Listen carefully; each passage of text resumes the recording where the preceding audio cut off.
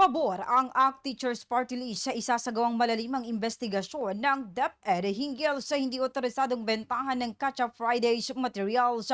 Sa naging panayam ng Bombo Radyo Kawan kay ACT Teachers sa Party List Representative Franz Castro, sinabi niya na dapat ding tignan ng DepEd kung ano ang dapat gawin upang matulungan ang mga guro sa field kung totoong nabigyan sila ng mga materials na gagamitin sa Catch-up Fridays.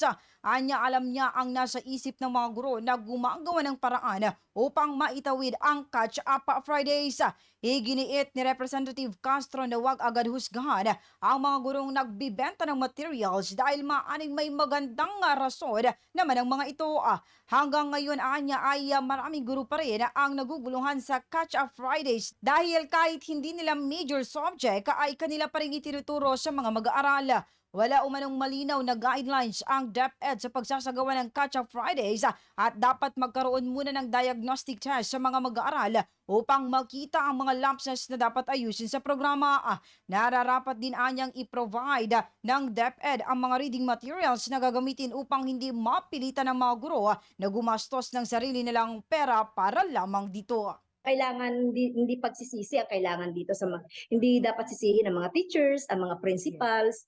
Kailangan talaga na ma-assess din ng DepEd yung kanilang order kung talagang ito ba ay nagkaroon ng tamang suporta.